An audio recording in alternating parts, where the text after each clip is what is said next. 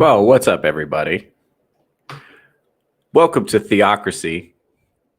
I'm your host, Theo Snodgrass. Wherever you may be, thank you for making me a part of your day. Whew. It has been a day already. Holy crap. I was tense mood in the country right now. Holy crap. Tense mood. I was at a comedy show the other night, and one of the comics was like, make some noise if you're on the left. Make some noise if you're on the right. Like politically, like he was trying to feel out the room. And nobody said a word. In fact, people I think were kind of pissed at him for asking, which I thought was crazy. I mean, usually it's like, it should be pretty safe just to feel out the room, but no, not right now. Not right now. Super tense. And I was at I got the other thing that happened. This is how I know things are tense right now. I got booed the other day, and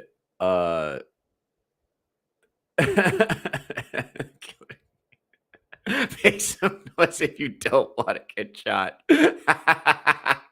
That might be safer.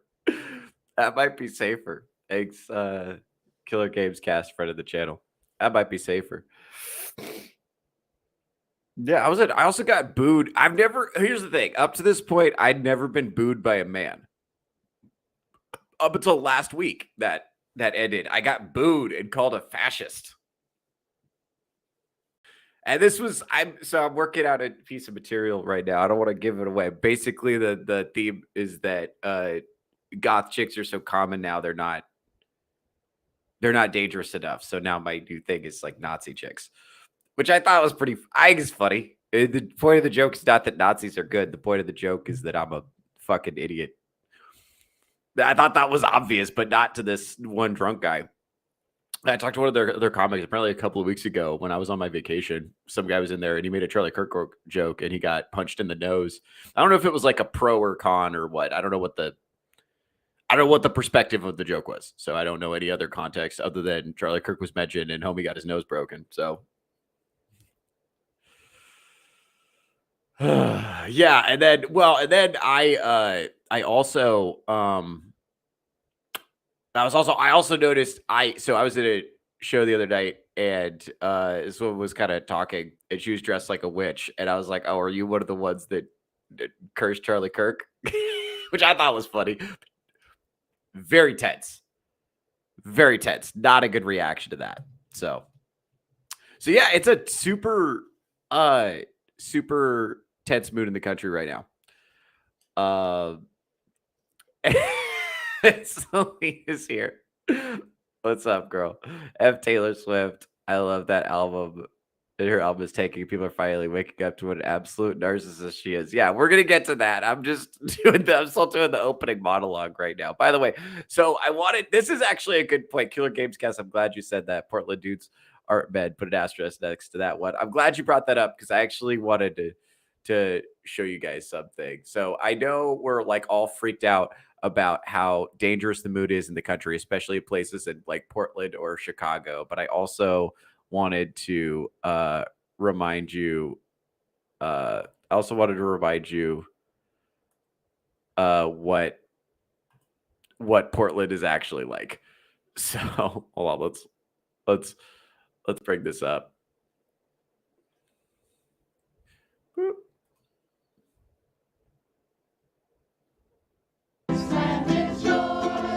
Like, this is actually just what Portland is. This is Portland. It's right here.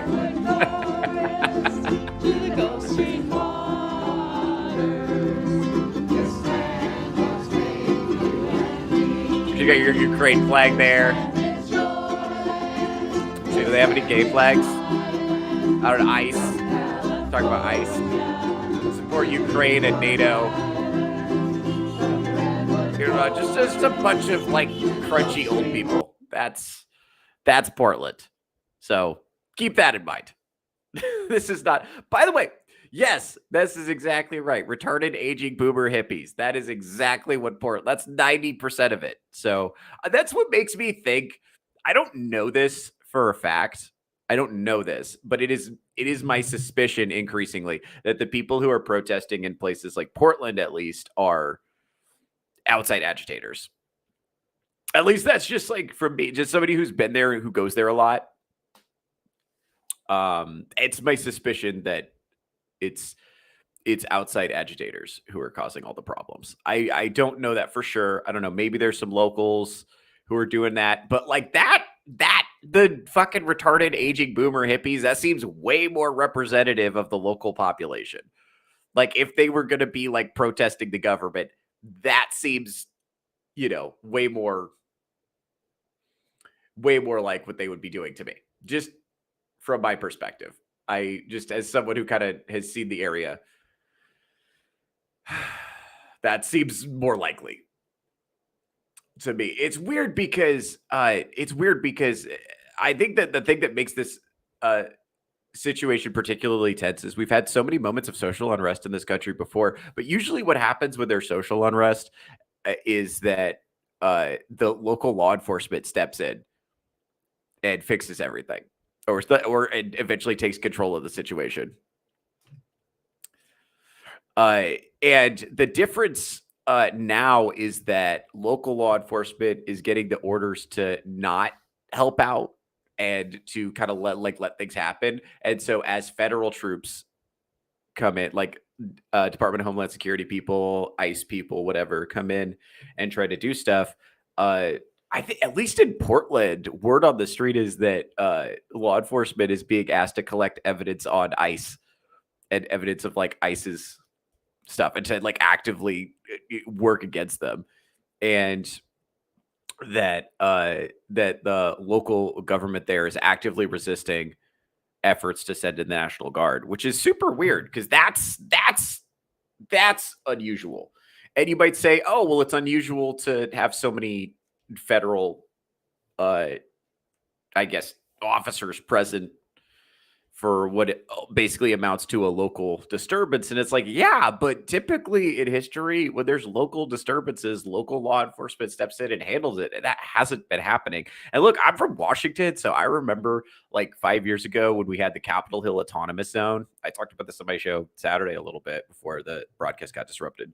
But yeah, basically what has happened in some of these super blue areas, especially in the Northwest, is that you get local law enforcement is like, no, do whatever you want. And then it gets really bad. And it's like, I don't know if you remember the Capitol Hill Autonomous Zone, but people started getting like murdered and assaulted like immediately. It was bad. Basically what happened, for those of you that don't remember, is a section of the city of Seattle that included the police department, the police precinct, right? The police headquarters got taken over by a SoundCloud rapper. And he was like declaring himself like the king. And then they ran out of food and started killing each other and sexually assaulting each other like immediately. So it was awful. And so, one of the things that was happening was like, why isn't local law enforcement doing anything about this? It's like, well, they were told specifically not to. And so I think the difference now is that with Trump as president, I think that you're going to see, if local law enforcement fails to step in, then the feds are going to come in. And I think what's weird is that the local law enforcement is now being asked to work against the feds. That's super weird and super uncomfortable to me. That's very odd. I don't know quite what to make of that. And I just doesn't, I don't know. And this is just coming. I've never been to Chicago, so maybe everything in Chicago is totally legit. I don't know anything about that. And I don't really, again, I'm just a guy watching the news just like everybody else. Like I don't have any inside information nobody else has. But I do know Portland a little bit. I've been there enough. So like, and it's like, yeah, it's definitely a very, very leftist city, very gay. And the people I know from Portland are like not psyched about the ICE raids for sure. I'm not disputing any of that, but like some of the stuff that's going on, it feels like there's a presence of like outside agitators, like people who don't actually live there, are going in and making a ruckus and trying to get people to be more turned up than they would be ordinarily. I don't know. That's just me, just outside looking in. So when we're looking at this, like, is the country actually that tense? What's fucking me up is I think they want us to be scared of our neighbors, because that is, if you're scared of your neighbors, if you think your neighbor might want to murder you, then you're going to be maximally okay, you know, getting rid of your liberty. So that's my opinion. And that's not good. And it's like, but I also like, but if you look at that video of those like hippie boomers like playing "This Land Is Your Land" on the fucking ukulele, that's what Portland is. Like, for people that don't live in the Northwest, that's what it is. There's also like gays everywhere and stuff, but like that doesn't, by and large, this is not I don't think this is like a group of people that's like temperamentally, tilted particularly towards like violence and social unrest. I don't think so. Not from what I've seen. So it's like, it's weird seeing all that stuff popping off, man. Like, it just doesn't fit with what I'm not, and that's what makes me think people are being. I don't know why they're doing it. Some people are saying they're paid. I don't know who pays them. I don't know who busts them in. I don't know. People say paid. People say bust in. I don't know anything about that. I'm just like looking at it and I'm like, this don't make sense to me. That's it. That's all I'm saying. It don't make sense to me. It just doesn't. And I think it's people are, especially people who are temperamentally conservative, because conservative people really like social order. And so when you see social unrest, especially because it's getting like piped into our brains by social media. So all you see, that's why I wanted to show that video, is because you see all these videos of people at night initiating confrontations with law enforcement. And it's like, oh, we got to, whatever, we got to crack down on them. And I'm like, yeah, but like also that's like one block of the city. It's a tiny, most of the cities like that. That's mostly how they protest when they're upset. So, I mean, keep in mind, have some perspective that people are messing with us. I don't know who and I don't know what, but I do get the sense that our chain is being yanked. But this is not actually, I don't buy, if you're telling me this is like 100% organic grassroots protest where people who are super passionate about having illegal immigrants in their city are, protesting ICE. I don't know. And by the way, do you guys know why it's boomers that are turned up and be, it's not just because they're trying to relive the happiest times of the life where they were, the hippies and, banging each other in the mud or whatever. That's not the only reason. Like, the reason it's boomers is because boomers are who watches cable news, and cable news is telling everybody that we're literally in Nazi Germany right fucking now. And now is the time to go out there, and that Hitler is here, and his name is Donald Trump, is Orange Hitler, and we got to go out there, and that the ICE is the SS and all this stuff, and it's like, just so all this. That's why it's mostly. So that's why old people are the shit, because typically it's like young people with nothing better to do and no jobs who are the bulk of protesters. But here it's like boomers for some reason, which is super fucking unusual. But yeah, they seem really upset. And I think that's because they're all watching cable news.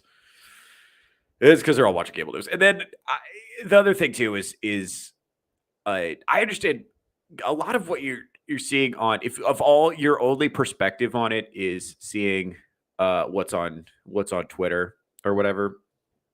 I don't think you're getting an accurate perspective, or I don't even know what's on TikTok because I'm not on that website. So I don't know what's going on.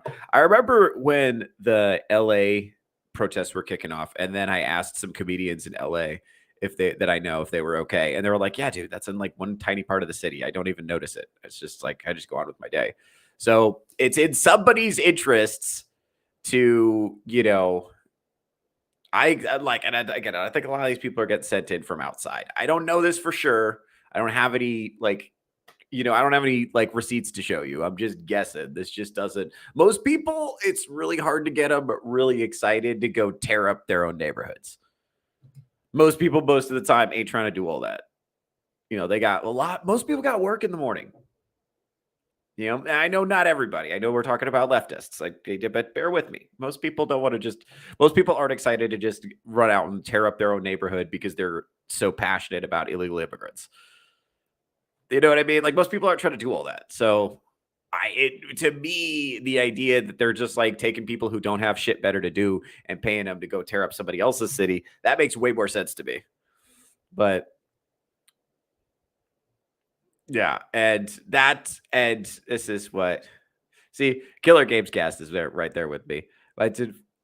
Yeah, whoever the people who staged and funded the protests in LA against ICE, the same folks staging the Portland nonsense. That's kind of what I'm thinking. It's like it's in somebody's interest to make everybody super scared and super unsettled and very enthusiastic about getting rid of our liberty. And I think I can feel that when I'm like out and talking to people and talking about sensitive issues. And comedy's weird because, depending on where you are, you can talk about all kinds of stuff. But, if you start, it used to be you could do, especially in Vegas, because Vegas is a purple town. We got plenty of leftists and plenty of rightists who are just living next to each other, and it's whatever. Usually you could do a little bit of politics and people just let it go as long as you're not, as long as you're not doing nothing too crazy. You could do a little bit at least, and it's okay. But like lately, I think lately things have just been so tense. Now I think that's intentional because we're all on our phones all the time. So they're all in a bubble. I think everybody's bubble, even the people who are in different bubbles, are seeing scary stuff. That's wait, am I frozen? No, I'm back. I'm unfrozen. Yeah, even the people who are they're seeing different. So I see a lot of the stuff that goes to leftists, and they're basically being told that we're in an authoritarian regime right now, and it's your duty to actively resist it. And that's what's coming through their phone, which is like super scary. But I think resistance for most of them, like I said, looks like those old people played ukulele. Like that's, I think, what. That's right. Killer Games Cast. They got me. I think the FBI's trying to snipe my stream right now. I think that's what's happening. That's okay. But dude, I'm telling you, this shit is just not adding up to me. It's like, are they? I think they really want us to think that we're really far apart on these issues. And I don't know. I think that, like, at the end of the day, if we're pissed off at, like, Joe Six-Pack leftist, like the leftist who lives down the street, like I know a lot of comedians who are like very left. That's most of them. And it's like, I'm not really mad at them at all because it's like, yeah, whatever. I don't really care. Like, I know them personally. I think they want us to be, mad at the people down the street or think that the people down the street want to kill us and stay in our house and be afraid, because the more afraid we are, the easier it is for them to control us. And they want us to think really tribally and think like, oh, the bad guys or the bad guys are right down the street from me. And it could be anybody, and that's what's gonna incentivize you to be willing to part with your liberty, I think. So I don't know. And anytime poor people are squabbling, because you got to think the billionaire oligarchs that are actually exerting influence on society, they want poor people squabbling. And by the way, even if you're like middle class and you have enough food or whatever, to a billionaire oligarch, you're a poor person. So if we're just like squabbling like this, we're just mad at each other, and we're not paying attention to the people who are trying to snake our liberty, And I don't know what's going on, but like, I don't know. Again, I don't know more than you people. I don't really know. I don't have access to information you guys don't have.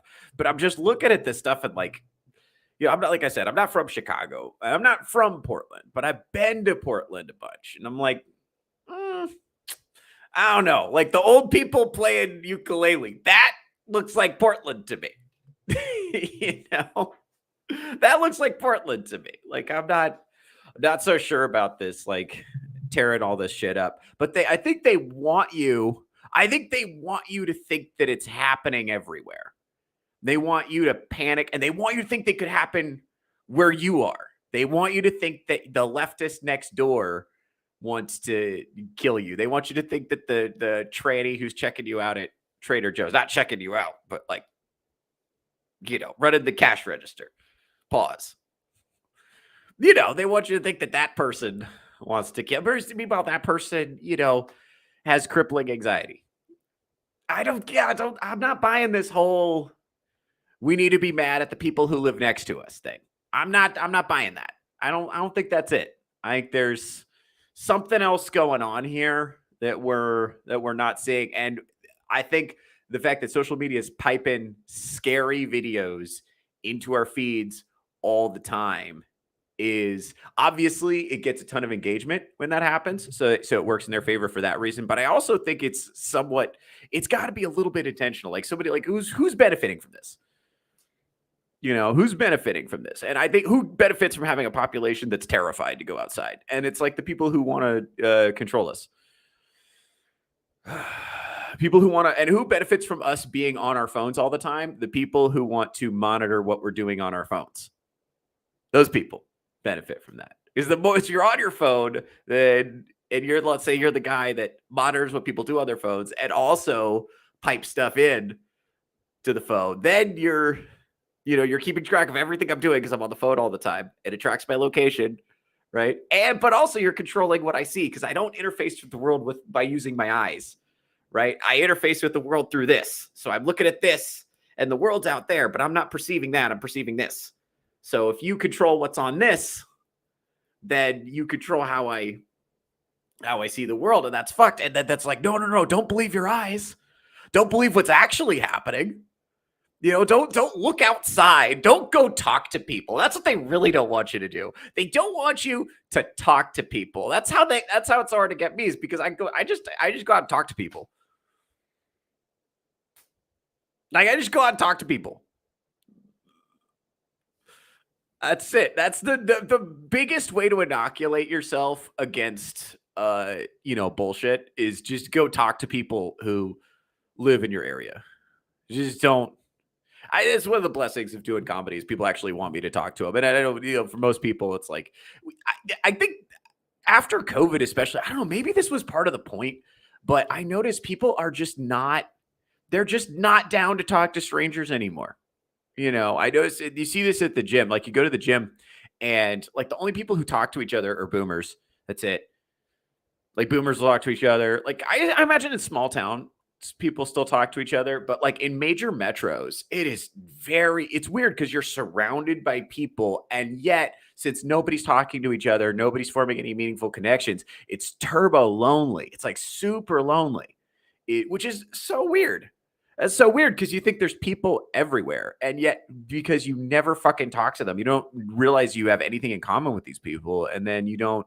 So you got millions of people living next to each other and none of them are friends with each other. Which is super weird. It's a super weird idea. I think that's why, I that's why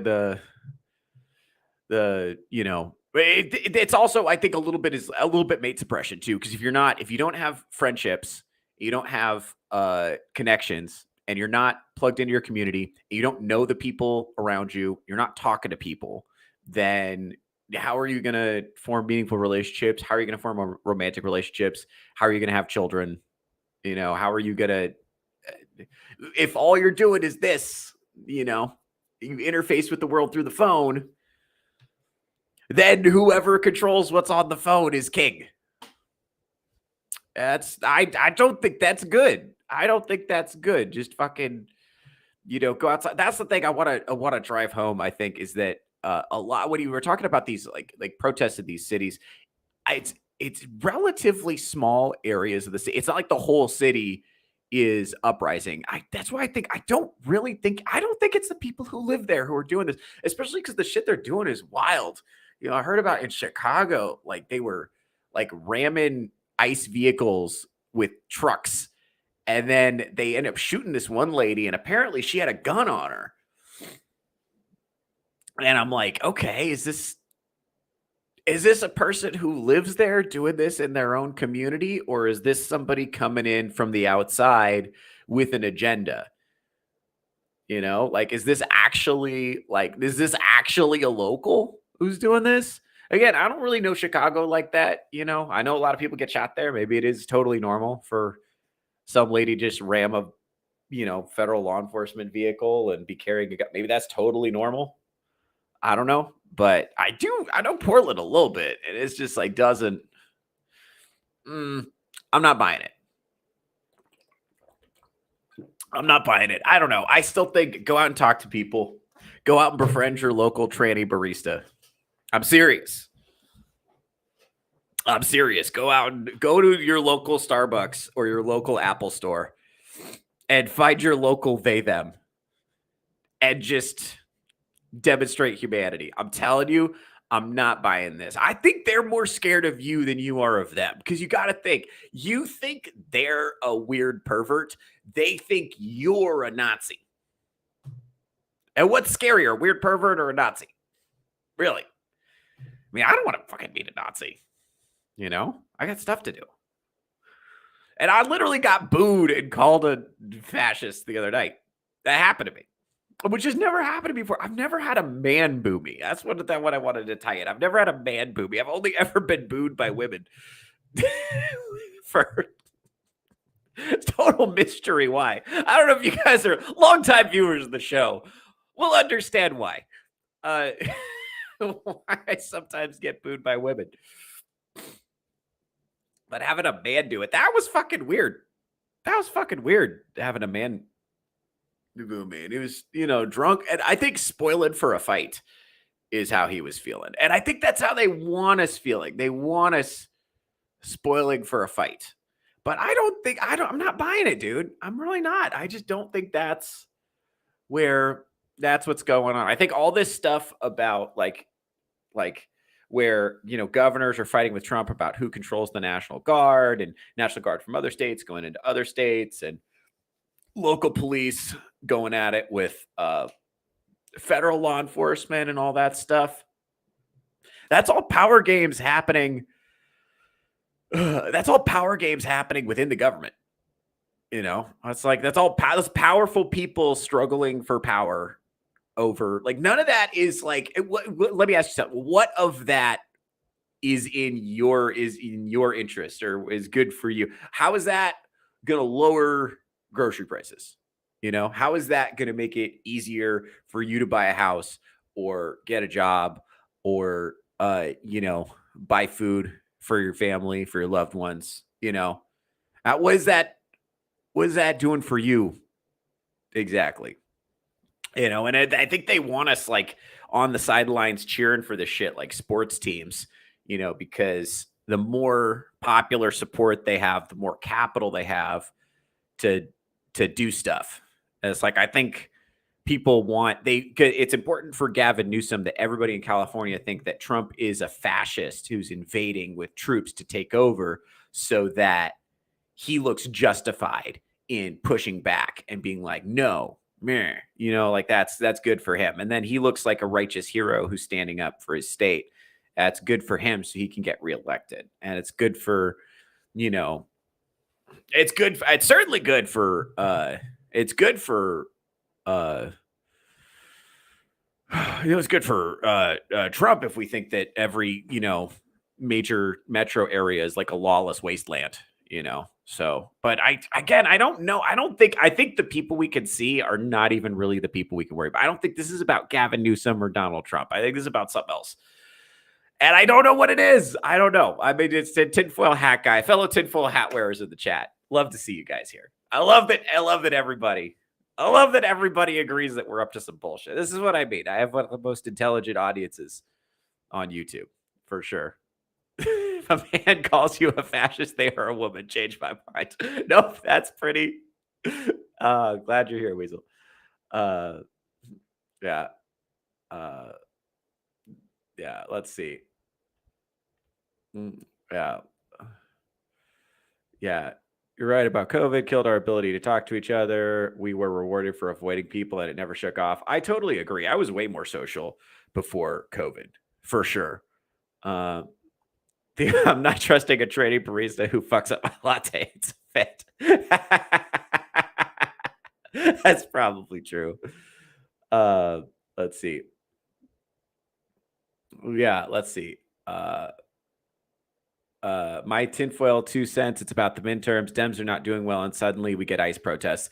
That's a good point. I had said this earlier. Is that especially after the CK assassination, I think they were just. I feel like the Dems just stepped right in some dog shit, and that smell is hard to shake off. And then they try. It's like they stepped in dog shit at like a backyard barbecue, and then instead of trying to hose it off, they just tried to rejoin the party. It's like, what's up? Isn't it weird that we all smell like dog shit right now? And it's like, nah, bro, you smell like dog shit. I don't smell like dog shit, and I don't like people who do. You smell like dog shit. Go wash that shit off. And it's like, no. Look, I smell the dog shit. You smell the dog shit. We all smell the dog shit. Let's just call it a wash. Let's just go on a watch. Let's just say we all smell like dog shit. It's like, no. One of us is bringing the dog shit smell. One of us needs to go hose it off. The other one is pointing out the dog shit smell. And that's not the same thing as bringing the dog shit smell. One of us is pointing it out. The other one is causing it. And that's different. Those are different things. And yeah, I think that's the thing is like actually like anytime you use force as a state that with the state, anytime the state, meaning not the state like the state, but the state with a capital S, like the government uses force, which by the way, the government's supposed to be legalized force. That's what it's for, because we agree somebody needs to step in and maintain social order. Somebody has to have legitimate authority to maintain social order. We all agree on that.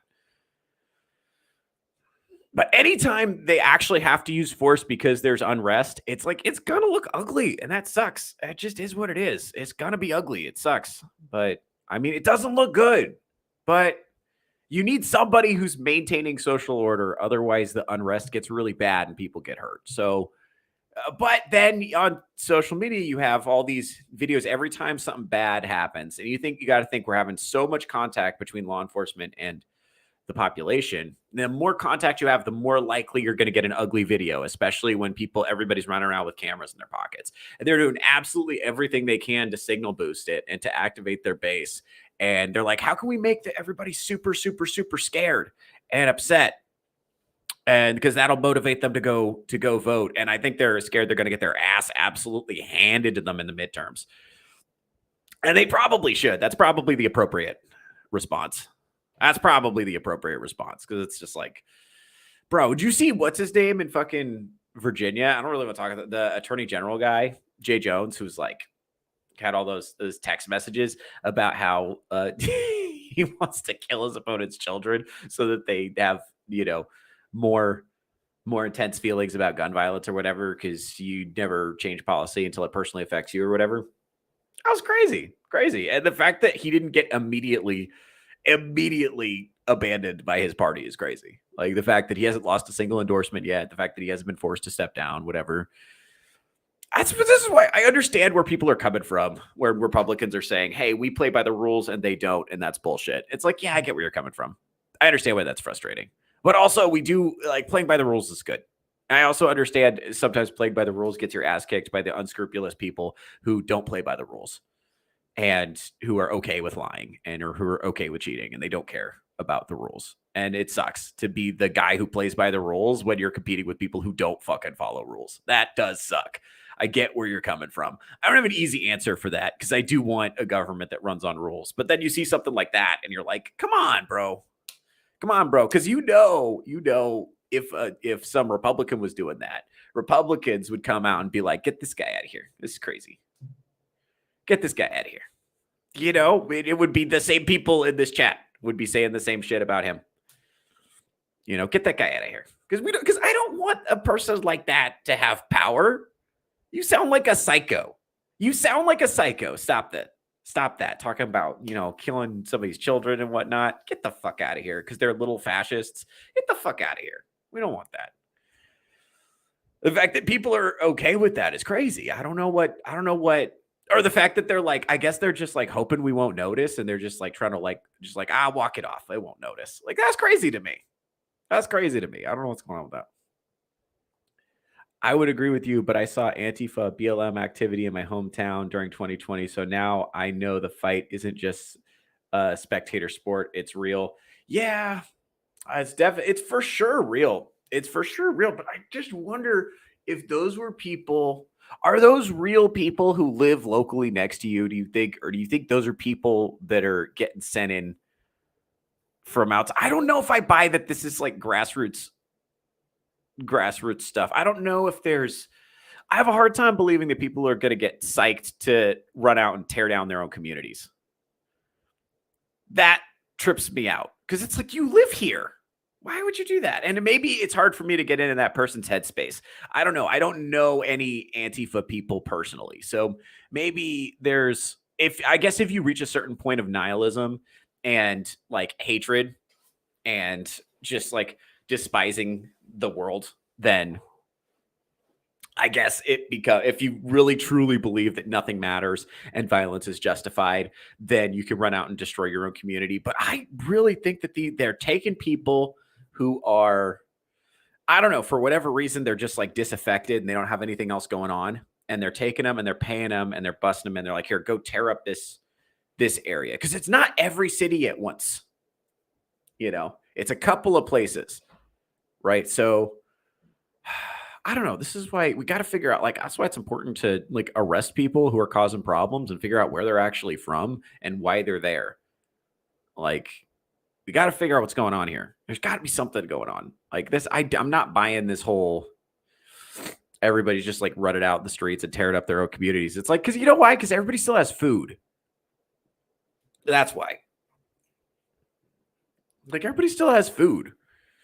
Like, I would understand if we were like running out of food. That's how the French Revolution really popped off, as food got super expensive and people couldn't afford it. So that's how that popped off. So it's like everybody still got food. So what the fuck are we doing here? What the fuck are we doing? Roguish nerd, friend of the channel. My tinfoil hat has been securely fastened for a long time. Haven't been too wrong yet. Yeah, I had to give him credit. I know he's been right about most of his takes. So, yeah. Deb's farting in an elevator wasn't me. It's not just me. It's like they farted the elevator and they're like, how dare you? How dare you? During Black History Month, you would fart in this elevator. How dare you? You racist. That's literally what they do. That's how to argue like a Democrat. It's the most crazy gaslighting you've ever seen. It's crazy. It's insane. These people are lunatics. So I don't know what's going on. That's why I'm a little bit sensitive to the cause of like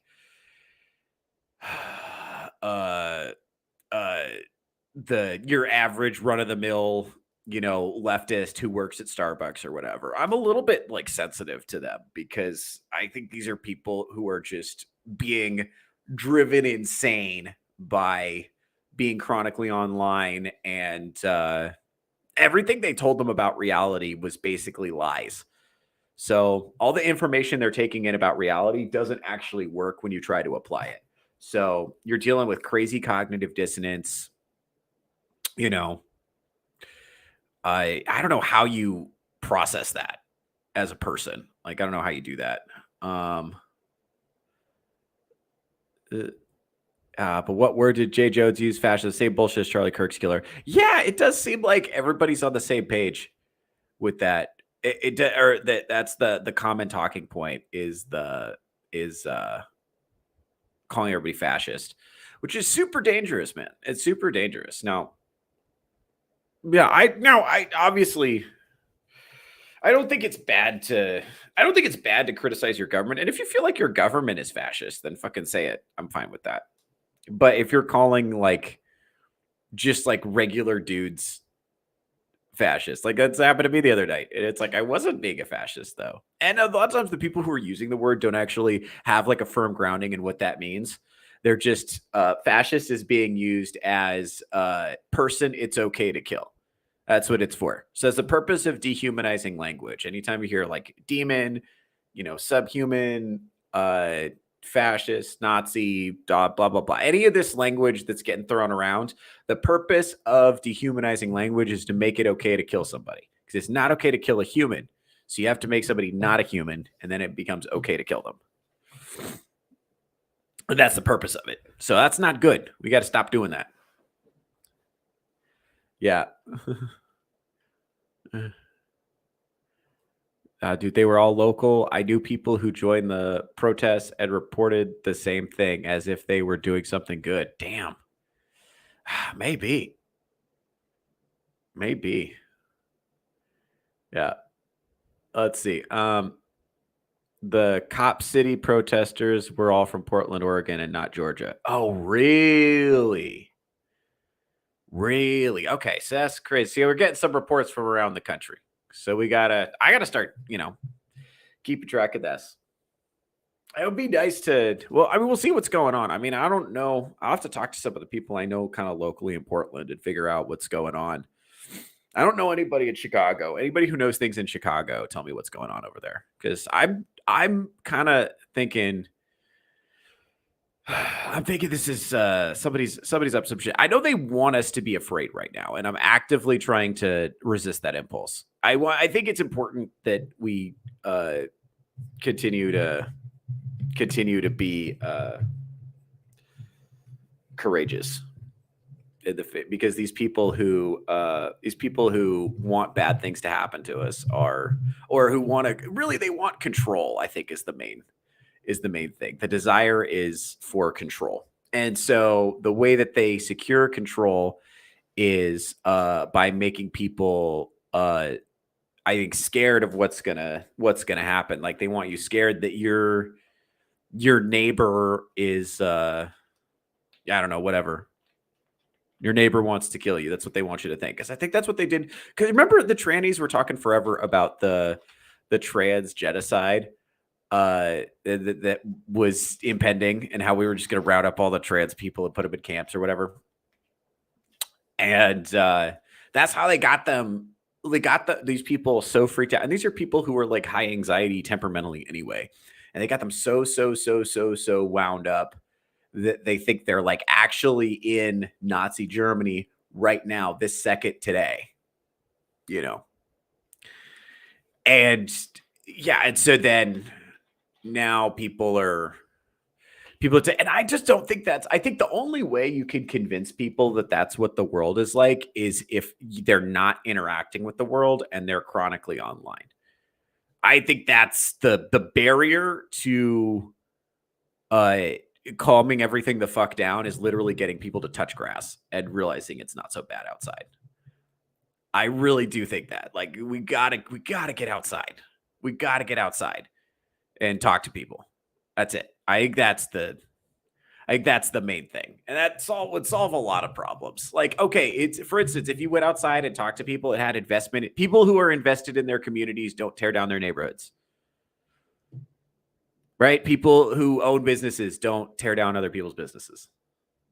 People don't, people who care about whether or not the streets are clean because they help keep them clean, don't fuck them up. Truly. I think investment in the community is like the best thing.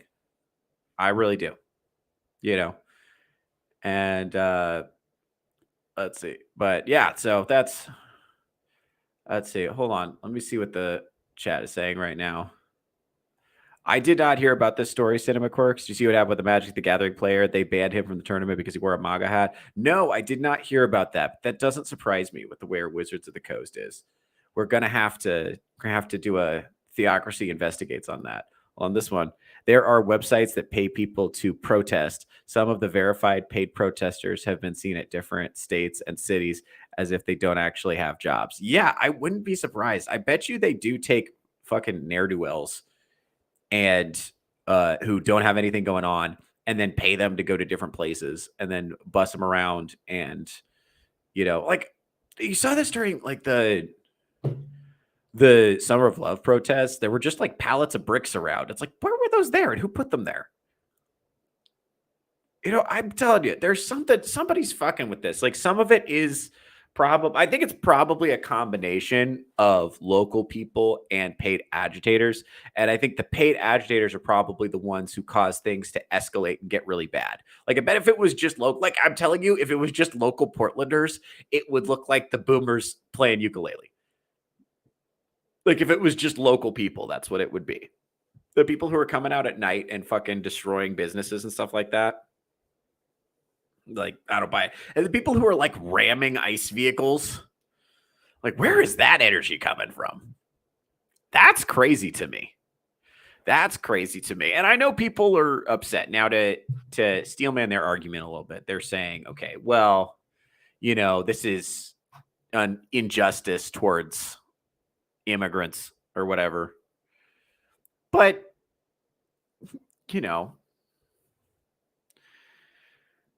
if you interfere, if you keep attacking federal law enforcement, eventually you're going to get shot.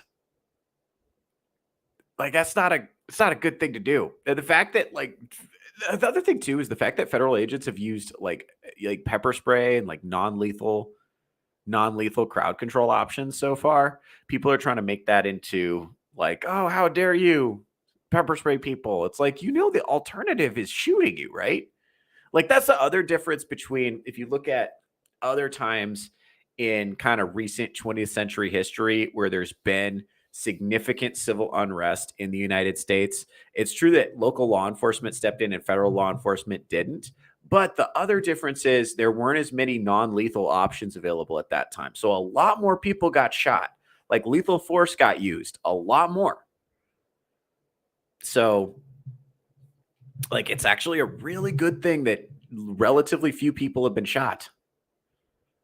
That's a really good thing. Okay. So this is actually, even though people are freaking out, it is, relatively speaking, nonviolent.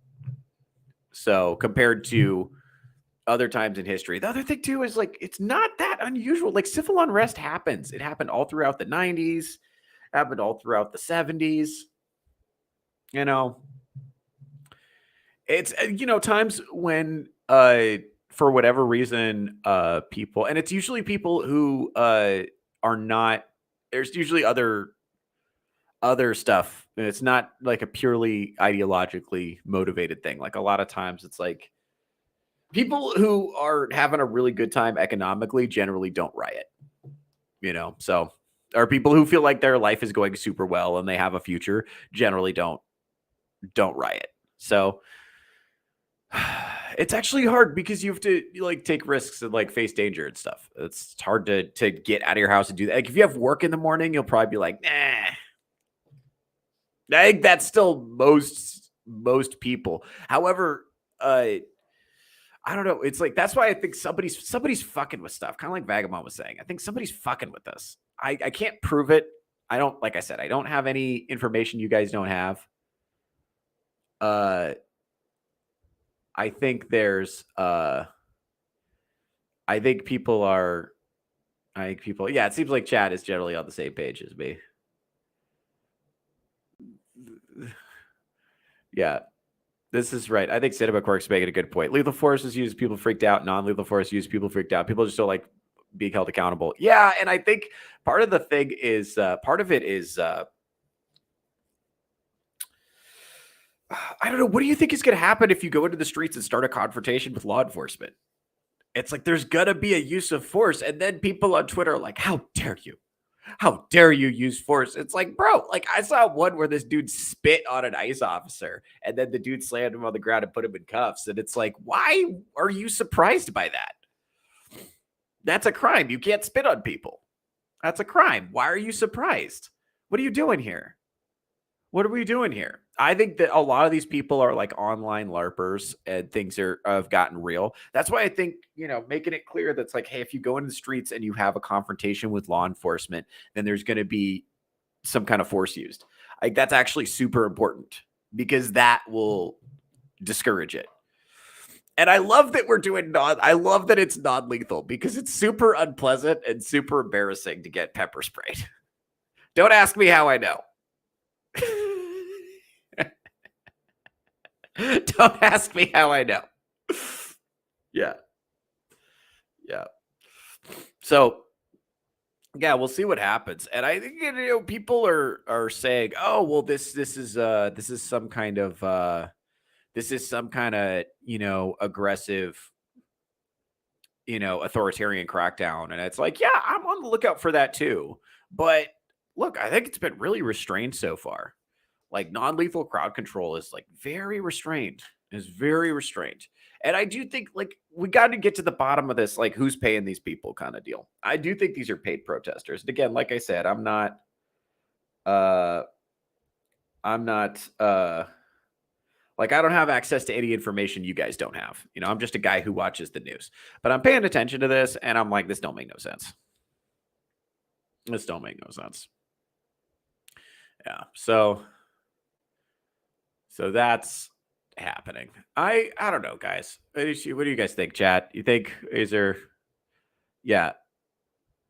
Yeah, they are also working directly with Portland PD, aka city government. Yeah, I've heard that Portland PD is actually being encouraged not to help out ICE, but to collect evidence against ICE and just kind of pull back and let people do stuff. And that's my argument for it's like because people will say, well, why do we need federal law enforcement in there at all to uphold social order? Why can't local law enforcement do it? It's because local law enforcement is not doing it. And you remember the Capitol Hill Autonomous Zone? Remember that? That was when we let local law enforcement just do whatever they were doing, and they deliberately chose to fall back to the point that I guess whatever you'd call the protesters took over the police headquarters. Like it was really bad. It was really nasty there for a while.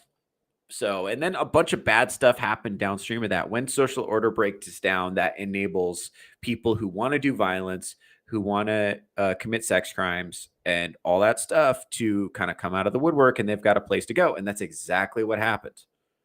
So when social order breaks down, things get worse. So I understand why they want to maintain social order. Also, most regular, normal people do not want social order to break down. Like most normal people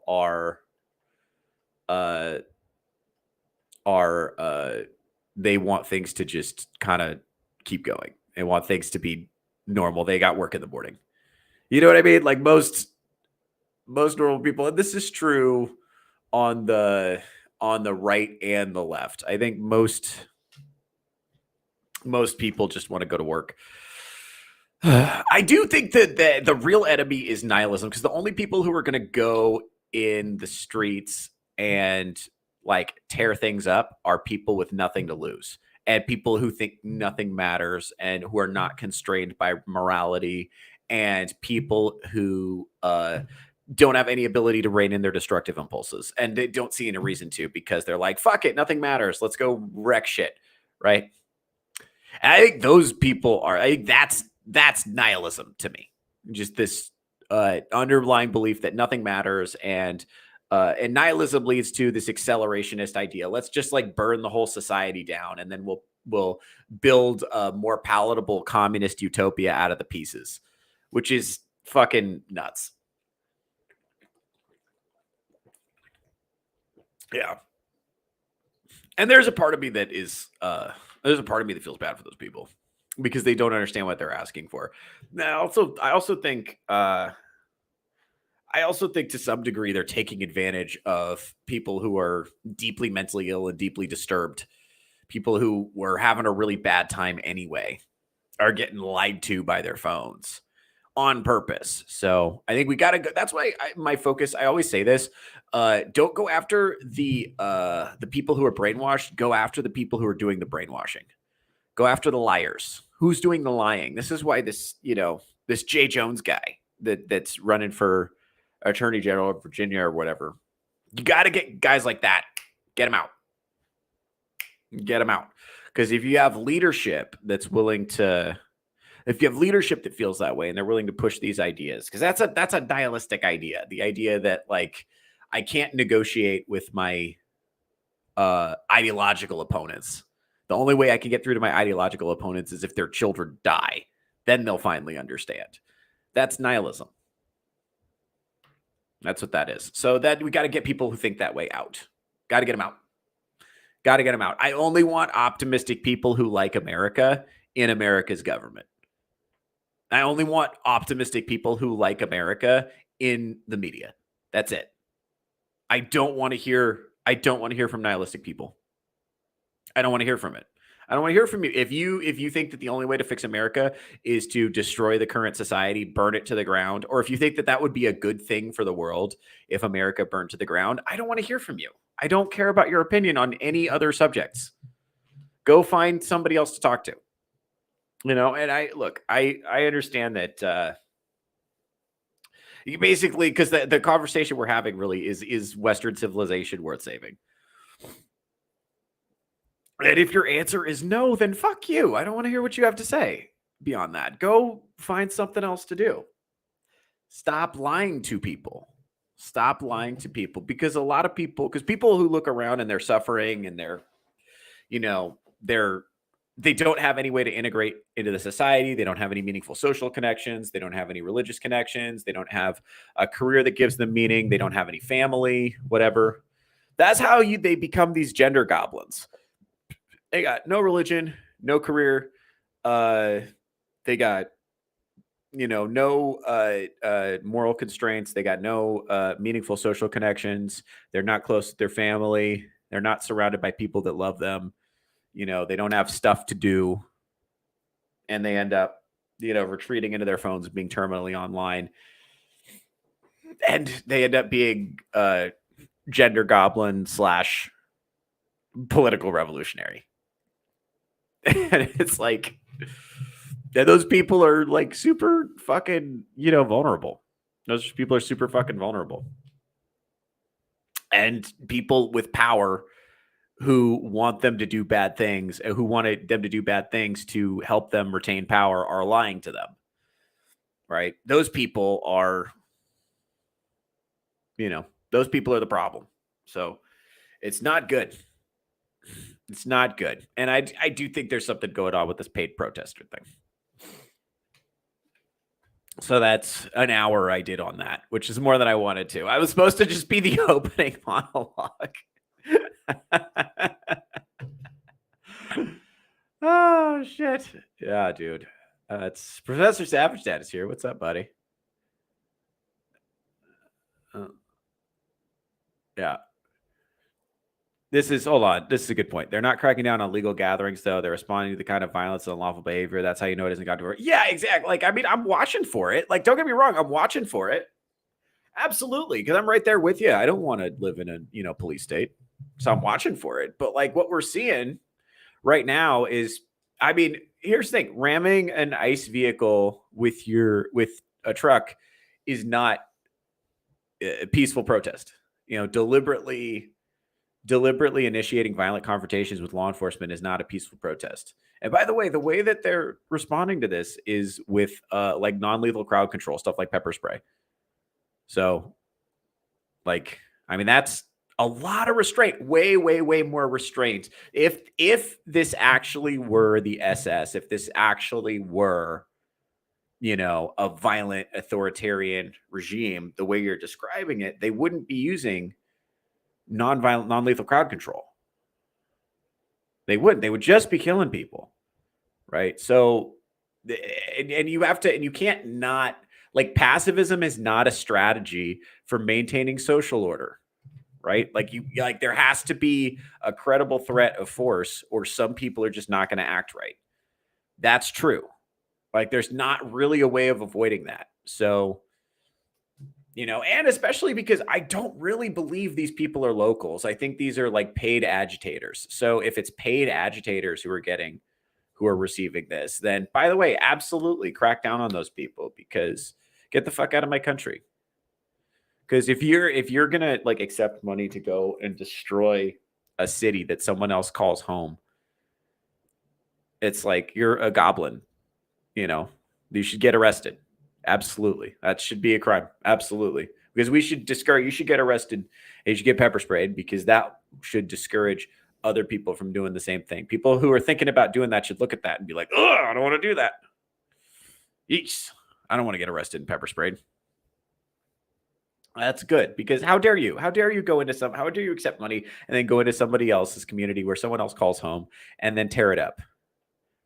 How dare you do something like that? How dare you disrupt social order in someone else's city? How dare you attack law enforcement? How dare you disrupt peace?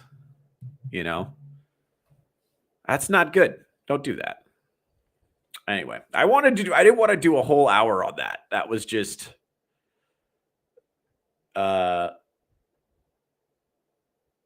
which is just that was just something that was just what was on my heart.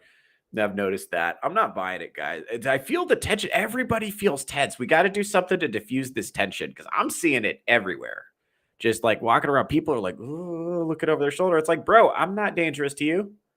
Why are you looking at me like I'm dangerous? I'm not dangerous to you. And what's crazy is like, I'm not dangerous to them, but I think they're like that. I go back to think about that guy who was like, boo, fascist, boo. It's like that guy was just drunk and wanted to fight somebody and was looking for an excuse. Like that guy who got his nose broke for a Charlie Kirk joke. Like I said, I don't know if it was pro or anti. I wasn't there. This is just through the comedian grapevine that I'm hearing this. He, I don't know, man. It's just a super, super tense time right now. We got to relieve some of this tension. Speaking of tension, you guys heard that Taylor Swift dropped a new album, right? We're just going to do a quick pivot. Quick subject pivot. This is fun. Anyway, so basically, Taylor Swift dropped an album. This is the title of this stream is Taylor Swift is a trad wife now. And I am here for it. It's like not because the album is good or anything, just because you're the liberal white women with master's degrees in useless subjects are unhinged. Let's see. I'm just going to show one of the videos. We'll just do one. There's a bunch of these. This is a lot of fun. I'm just going to show one. Go ahead.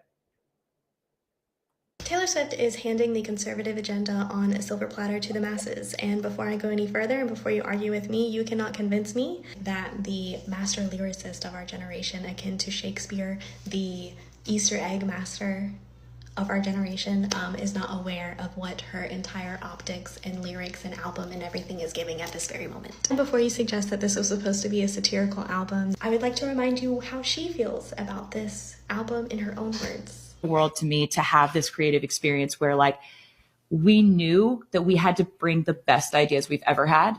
Yeah. And I also know the pressure I'm putting on this record by saying that, but I don't care because I love it that much. And there's not other ones coming. This is the record I've been wanting to make for a very long time. I'll try to rapid fire this as fast as I can so that my video is not an hour long, but we're going to start with the rollout of the album, the announcement of the album on our boyfriend's football podcast. Our boyfriend who plays for...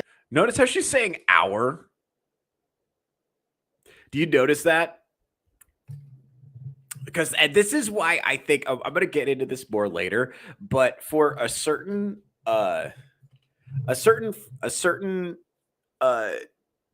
genre of mentally unwell millennial white woman, Taylor Swift is their avatar. She is like white women's Beyonce. You're not in such that you're not allowed to criticize her at all. And the fact that they're all like turning on her is bizarre. I don't know. This is bizarre to watch. And it's ostensibly because she's, I guess they're accusing her of like promoting Nazi propaganda. And by Nazi propaganda, they mean she likes men now. Like she just doesn't, she's not actively hating men. And therefore, anyway, let's continue. Let's continue. The NFL, who we are now aligning our brand with, who We is one of the most racist who's and we, problematic, bitch? Industries in our country. Yes. Listen, I don't know how long I don't Taylor wait. Swift's Hold been on. doing this, Hold but on. I know. Hold on. Real quick. Why? How is football one of the most racist industries in our country? How is that? The league is like, isn't the league like 80% black? Like, what are we? What is me? What do you mean? Let's look this up. Let's look this up. What percentage of NFL players are black? Let's figure it out. 53.5%. Despite making up only 13% of the population, black people make up 53% of the NFL players. Okay. I mean, I'm just how is it racist? How is it racist? Yeah, Professor Sam, I think you nailed it, bro. Black millionaires are slaves to white billionaires. I guess, bro. I don't know, but like some of our most celebrated, at least for men, some of our most celebrated and admired famous people are professional athletes, and they're incredibly wealthy, and they get a huge boost to their personal brand, and they pay a physical price. But it's like, fuck, man, you pay a physical price for, being a bricklayer. You pay a physical price for being a plumber, being a roofer. There's lots of jobs where you pay a physical price, but I'm telling you, some of our most celebrated, I would actually argue that professional sports, being the big business that it is, has done a lot to mitigate racism. Press Savage Dad says Michael Jordan, great example. It's like, think about how many people grew up in the 90s thinking Michael Jordan was like the coolest guy on planet Earth. Or like for me, I grew up in the Northwest. So it was Michael Jordan, Ken Griffey Jr., because he was on the Seattle Mariners at that time. And I was, I grew up in Washington. So, he was a stud. It's just two quick examples. Like Michael Vick, I thought was really cool, which is controversial, but we'll talk about that. That'll have to be another episode. I'm going to have to do 2 hours alone on Michael Vick because I think he did nothing wrong. I don't have time to get into that now. We're doing the Taylor Swift episode. We'll have to do that in a future episode. Don't at me. But yeah, I don't know. I don't know I don't know what she means by it's a racist industry exactly. Because there's lots of, if I guess you're saying, yeah, I don't know where the racism is coming in on that. It seems like it's a very competitive industry, and not everybody's career works out. That's true, and fans do sometimes yell racist things at athletes. That's true. But people yell racist things at comedians too, and we're doing that basically for free. So like, I mean, I don't know, man. I don't know if that's a racism thing or if that's, I don't know. Anyway, let's go ahead.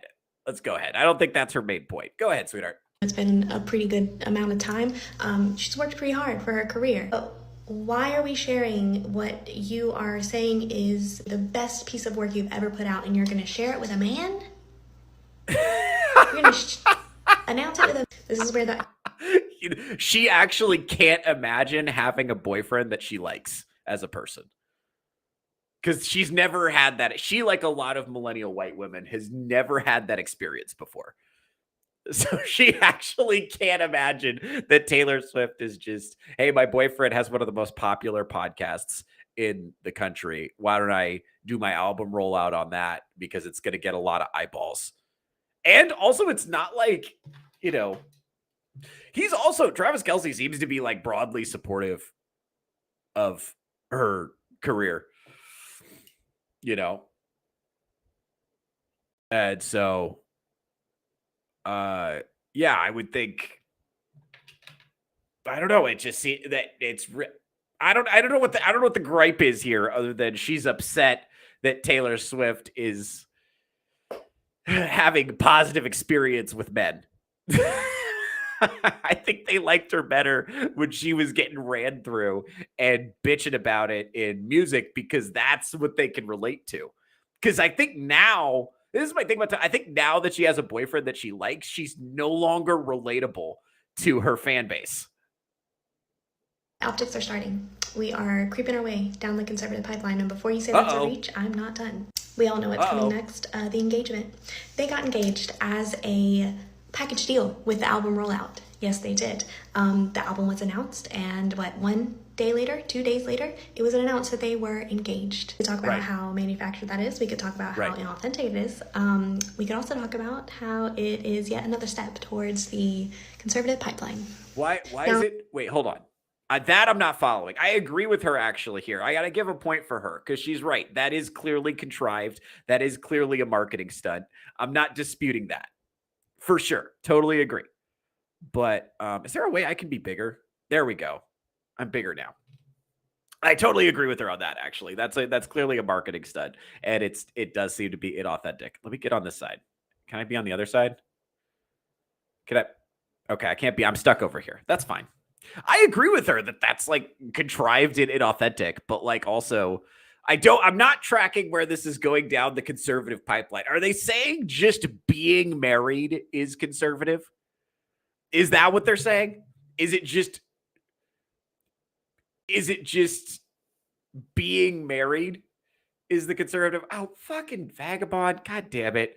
I don't know. I might have to change my mind on Swifties after I've seen Taylor's feet. God. Please go to church. Please, I'm begging you to go to church. Anyway, let's get back to this video. God damn it.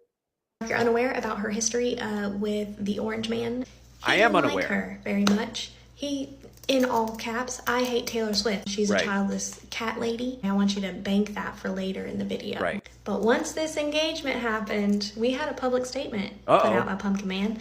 And he said, wow, Taylor Swift, you know what? She's a great person. She's a terrific person even. And I'm very happy for them. I wish them best in their marriage. Yeah, I wanted to address that. I think Trump just does not remember that he was mad at Taylor Swift that one time.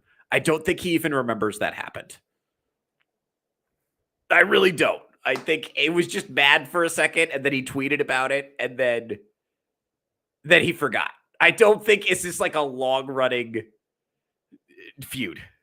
Again, this is so weird. I think this is what I'm saying is like so many millennial white women are living vicariously through Taylor Swift, and she is like their avatar. And so she does all the things that they wish they could do. And so they are like living through her, you know? And so they want her to do absolutely everything exactly like they want it done. And if she deviates from that in any way, they freak out. And that means they want her in perfect lockstep with their hardcore leftist politics. Go ahead.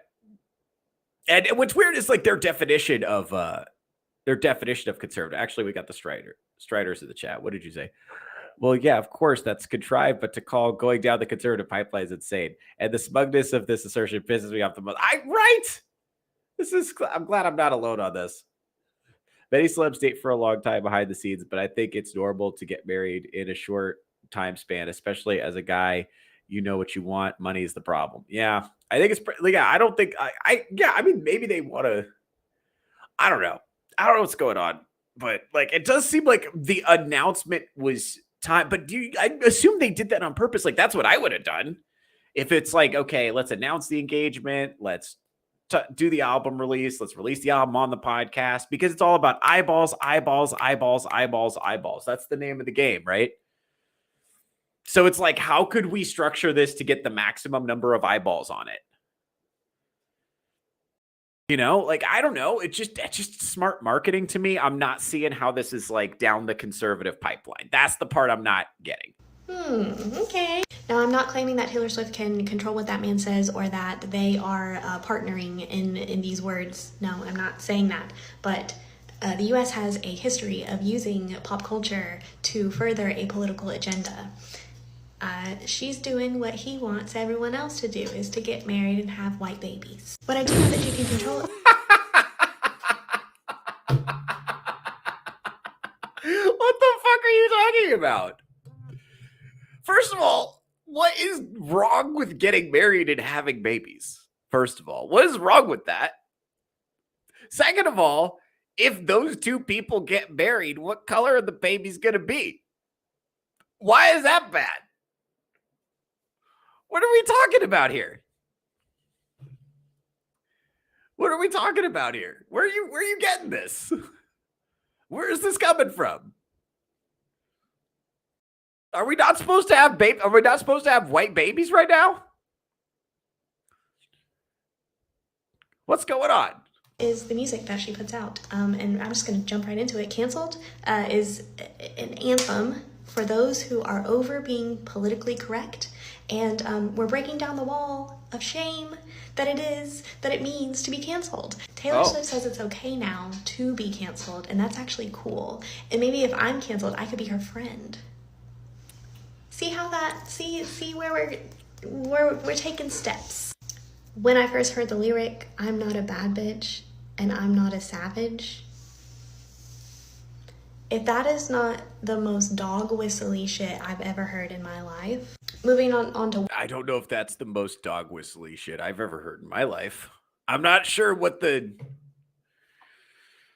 Because if you say, "I'm not a bad bitch and I'm not a savage," does that just mean you're pleasant to be around? What's the alternative to that? Is it just fun to hang out with? Is that the opposite of bad bitch and savage? I don't know. Inquiring minds want to know. I don't know what's going on. What are we doing here? Wish list. Let's take a moment for these lyrics. They want a fat ass and a baby face. They want freedom. They want 3 dogs they call their kids. But I just want you. Have a couple kids, have the whole block looking like you. And say that again. I want to have your white babies, and I actually want our entire neighborhood to be racially homogenous. That sounds very nice, actually. I don't know what she's upset about. I'm not... By the way, you know what's crazy about this? I don't know what... I don't know... Even if all of the things she's saying are happening, I don't know why she's so upset about it. I think this is because if she hadn't invested way too much emotional energy into Taylor Swift prior to this, then this wouldn't be an issue. Go ahead. She went through this entire thing with Trump, right? About how she and her fan base did not like being called childless cat ladies. And now Taylor is calling y'all childless cat ladies. By the way, this is exactly what I said. This is what I always say is most leftist women are just like one pregnancy away from getting rid of those feminist brainworms. Then maybe that's what we're happening. Maybe we're actually witnessing the red pilling of Taylor Swift in real time. I don't think so. But that's what her, I guess, her fan base is suggesting. Is that Taylor Swift is being red pilled and they feel powerless to stop it. I don't know. Go ahead. Because she's about to pop out some kids. Good for her. And you know what's coming next? Taylor Swift line of baby product. Yeah. You too could pop out some kids and live in a racially I actually do think that is coming. Neighborhood. Yeah. This song was very much giving pick me. I thought that we learned our lesson with the. What do you mean we? Skirts, what does we mean in this context? The pick me song of all pick me songs. This is that in this different font, but worse. Do you understand? Not to mention the blatant disrespect that it is to put a song about Travis Kelce's over a Jackson 5 interpolation. Why is that disrespectful? This all feels so I don't understand. blatantly obvious to me. The pipeline that we are sliding down, especially with her bestie. The same week that the album was announced, Lana Del Rey came out with this cover. Yeah. The fuck? I feel like I'm on the show Pranked and also on Black Mirror. It's a crossover episode. This is where I'm going to add, the comment that Travis Kelce made about him being honored to play football for Orange Man. And this is where I'm also going to answer your question. Well, does she owe us her political opinions? She's just a pop star. Well, yes, she does. She is a white woman with one of the most massive platforms in our world today. In Miss Americana, she platformed herself as an ally and monetized off of that. So do I expect a white woman with the biggest platform in the world to make moves with politics? Go ahead. I do. That's crazy. They're getting it. I guess she just put it out there. They feel entitled to her politics. And by the way, this is not the only one. I saw a video where it was a chick insinuating that one of the songs was about Taylor Swift being insecure because most of Travis Kelce's exes were black. And the evidence for that was pretty slim. I also saw this woman post a really long video. I'm not going to watch it because it's so fucking long. But it's like she was talking about how Taylor Swift is outgrowing being a white girl. And I'm like, what does that mean? And it's like, well, she's, she's outgrowing being innocent and, starting to be sexual, and that her whiteness gave her this veil of innocence and the whiteness. I don't know, it was one of those videos where they said whiteness a lot, and they were like, it was some white woman just talking about how shitty white people are, basically. And this is the whole fan base. This is what's happening. They're just like melting down. And I think it's because, to their credit, I understand why they feel betrayed, because Taylor Swift was serving them spoonfuls of like man-hating feminist bullshit for years. And now all of a sudden she found a man she liked. Now, a lot of the people who are like same age peers with Taylor Swift who grew up listening to her music, they're like 35 now. And they're like, what? I thought we didn't need a man. Now the plan is to get married? It's too late for me. You got married because you're a fucking famous billionaire. It's too late for me. What do you mean? What do you mean the plan is what do you mean we like men now? Because she can't. Because these people are not, forming their own independent thoughts. They're taking all of their marching orders from Taylor Swift. So that's how they're deciding what they think about stuff. And so now they don't know what to do. Now they don't know what to do because they, and I don't know, again, I'm not sure if I buy this idea that Taylor Swift is actually like changing her mind about politics or whatever. As far as I can tell, the album is still apolitical, but it seems like it's like the idea that she has a boyfriend she likes and soon to be a husband that she likes and that she wants to have children on purpose. It seems like that is by itself offensive, that's considered to be like a betrayal of the sisterhood, which is crazy. This is such a great insight though into the minds of leftist white women. Like, understand this is who you're dealing with. You're thinking you're someone who they're trying to use social pressure. And this is by the way, this is why there's so many women who are single. This is what I always talk about when I talk about single women keep their friends single, right? Because they don't want their friends to win. Like male competition is, striving to do the best you can to stand out in relationship to the next guy. Female competition is just tearing your friends down. And I think there is something to this idea of using social pressure to keep your friends single. And that's encouraged in leftist circles, especially the leftist feminist circles, because the more intersectional and the more racial the feminism is remember this is a white woman talking about how bad it is to have white babies. Why would that be bad if it's two white people? Why would we used to just call that having babies. We used to just be like, isn't it nice? Two people are getting together and they're going to have babies. They seem happy. That's fine. And we used to just be like, oh, that's nice. And then we would move on. It seems psychotic to me to be like, oh, how dare you? How dare you be happy with a man? You're supposed to be an independent woman. You are the chosen one.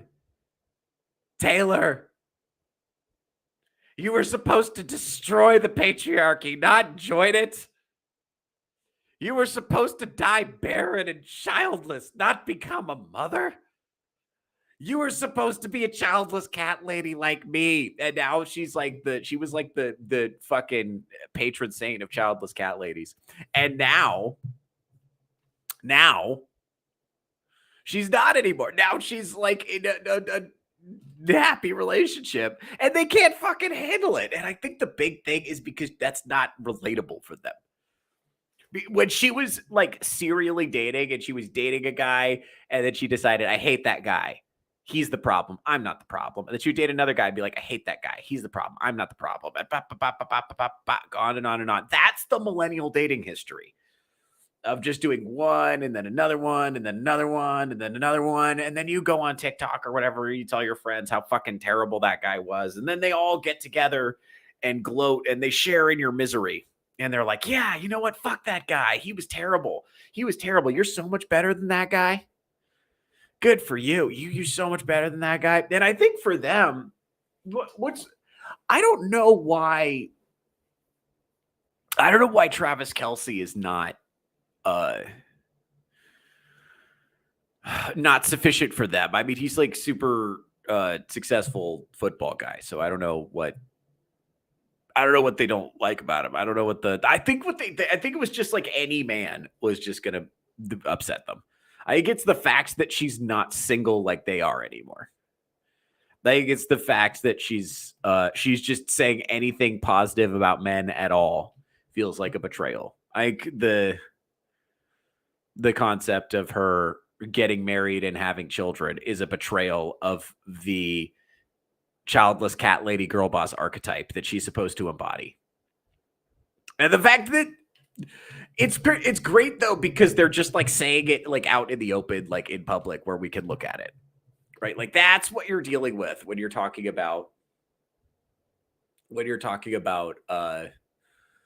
you know, your liberal white women who are just completely up their own ass with their politics. It's crazy the amount of delusion too. You can hear her projecting onto Taylor Swift. You can hear her saying, oh, well, she says we and our boyfriend. Like, how fucking psychotic do you have to be to this is a crazy amount of like parasocial relationship. The parasocial relationship between white women and Taylor Swift has to be studied by somebody. Somebody's got to take a look at this. Because like why just go outside. Just go outside. Like it does not have to be this way. Like you don't have to, you just go outside. Why are you like this? Why are you like this? I know you guys don't think there's more. I have so many of these videos that I've saved. They're just like, why are they?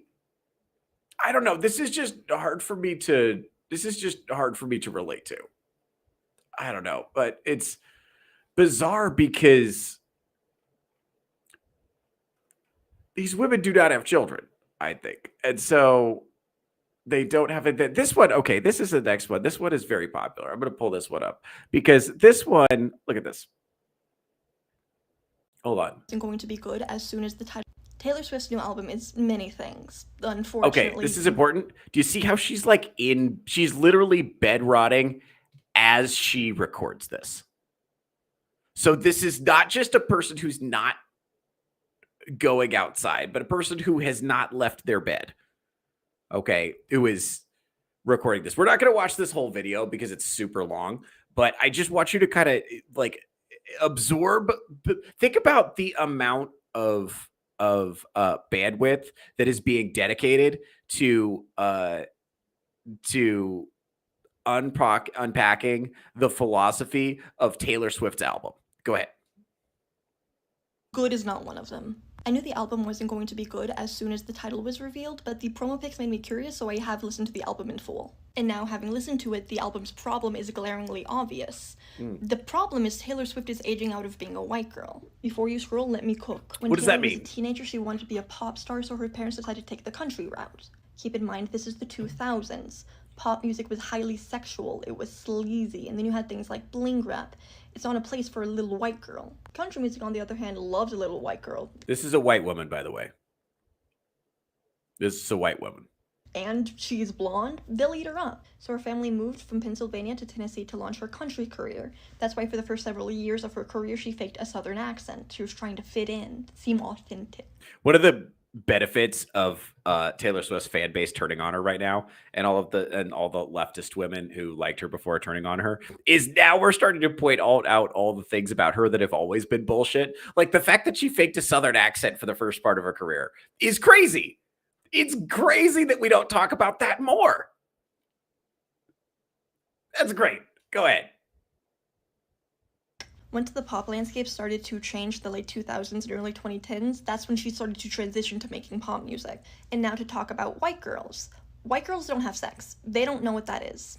White girls they're cute, they're adorable, they're like dolls, they're precious, they have to be protected. I know for those of you that have, like me, have nutted on white girls' faces, I know you're confused by this, right? What do you mean white girls don't have sex, right? Okay, so this is leftist, delusional, critical race theory land that we've entered. Right. Okay. See, I knew you'd be confused. I knew Strider would be confused. There you go. Yeah. See, this is exactly what I mean. This is leftist, delusional, critical race theory land that we've entered. Okay. This kind of discourse literally only makes sense in the context of a grad school classroom. By the way, literally only someone who went to college could be stupid enough to believe this. This is so important. And this is what federal funding for colleges and universities are paying for. Right. So that's so important. I'm so glad we're unpacking this, because she is doing. Yes, exactly. And in fact, it gets so much worse. And what's crazy is this framing, for those of you that are just listening to the audio only version, Red Strider just commented, so the implication is only black and brown women are whores. Got it. And it's like, right. And what's crazy, that is going to be, we're going to get into that. That is going to be packaged as anti-racist. Give it time. She's a white woman saying this is somehow considered to be anti-racist. Go ahead. Do you remember a couple months ago whenever parents would bring their kids to Sabrina Carpenter shows and then act aghast because Sabrina Carpenter, who is a highly sexual artist, was referencing sex on stage? Of course they were, because how could a short, cute little white girl who is also blonde, a blonde, cute little white girl, how could she possibly know what sex is? It's the assumption. Women having sexual freedom and willingly engaging in sex is highly associated with blackness. I don't know about that.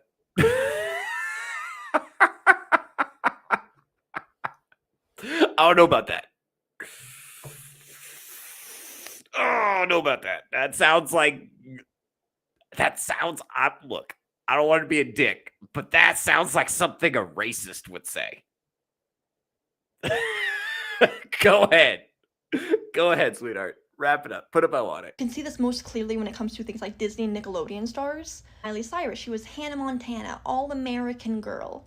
And what does she do whenever she wanted to shed the Disney image and say, hey, I'm not just a little girl anymore? She releases Can't Be Tamed in bangers. Ariana Grande, another cute little white girl. What does she do whenever she wants to shed the childhood image? She releases Dangerous. Real quick, is Ariana Grande white? I don't know. Chat, is Ariana Grande white? All right, go ahead. Woman in Sweetener. They would do things like hang out with rappers. They would incorporate black music styles into their own music.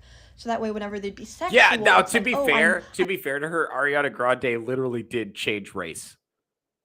She literally did just start doing blackface everywhere. That did happen. So I gotta give her 1 point. If we're gonna be maximally fair to this racist woman's position, I gotta say, Ariana Grande did like literally like paint herself brown. That did happen. Okay, go ahead. I'm not just a little white girl anymore. And over time, they would drift away from that because that wasn't who they authentically were. They were just using that as a way to escape the chains of being a white girl. Taylor Swift has never had to do that, and why would she? She makes being a white girl so fucking profitable. And the thing about Taylor Swift is that being a white girl is not just profitable for her, it's her entire brand.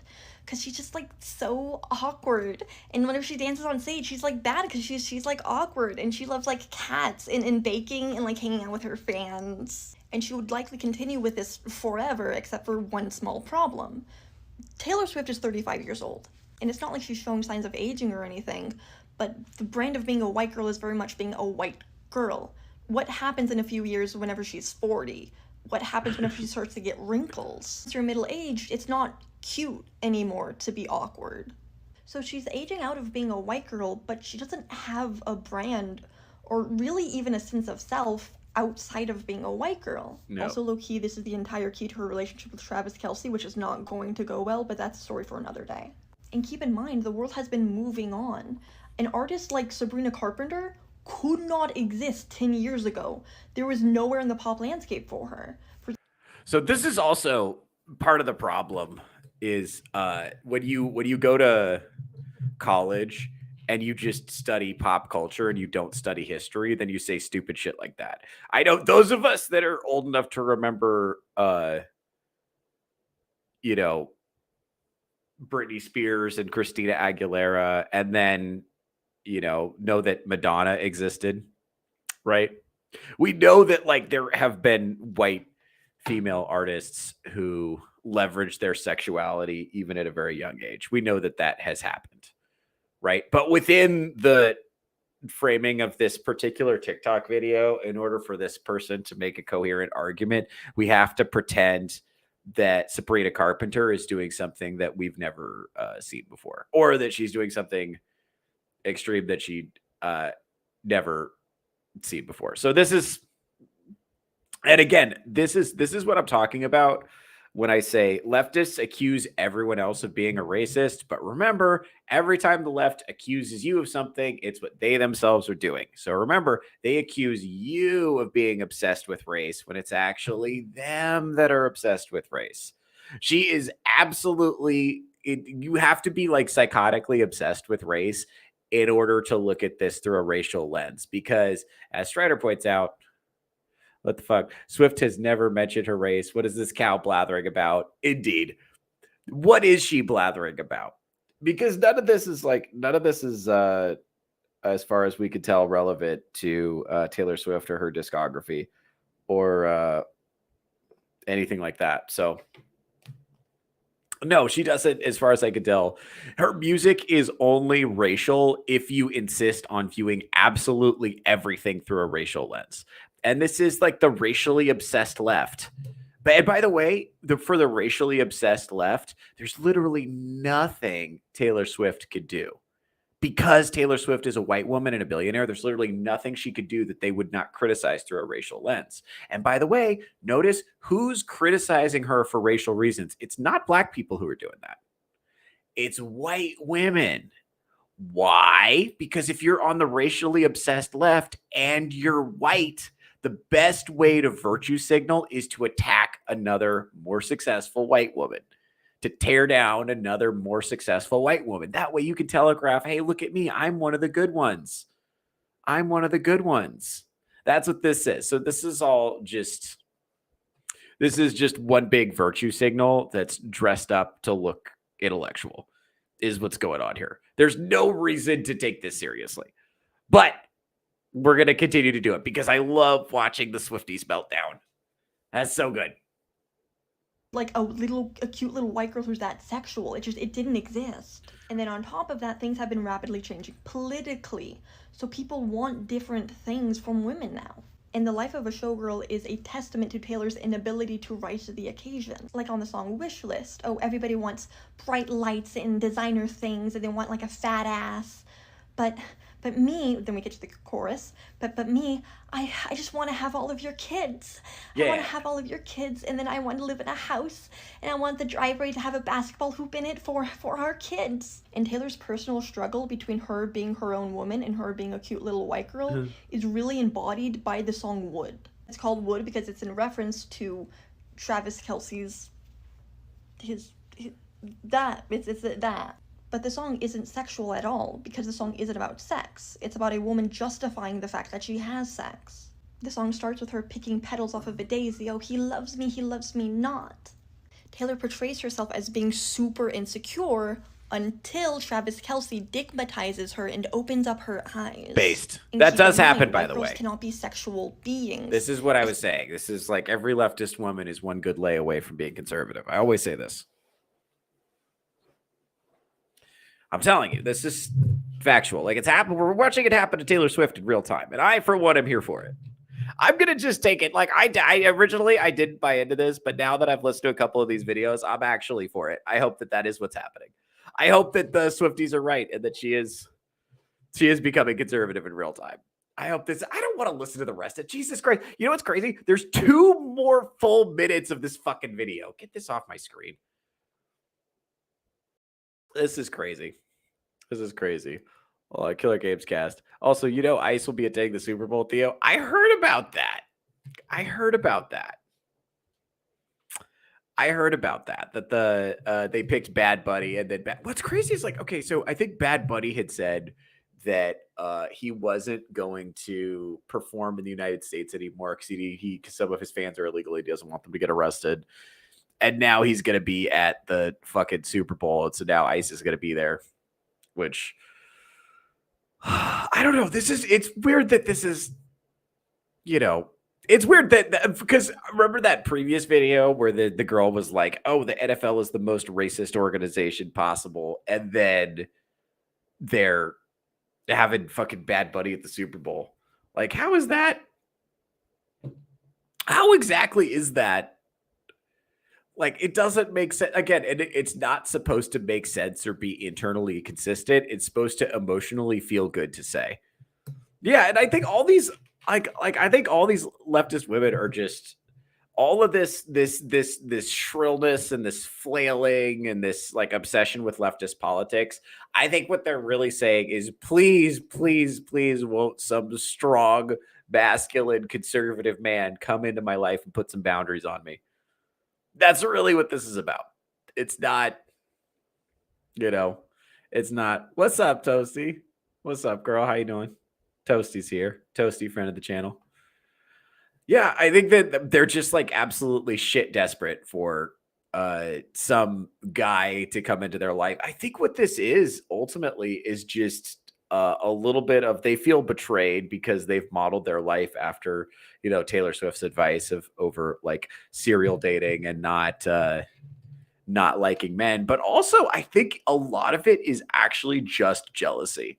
Like, I think they are jealous that that Taylor Swift has the hot boyfriend and they don't. And they can't.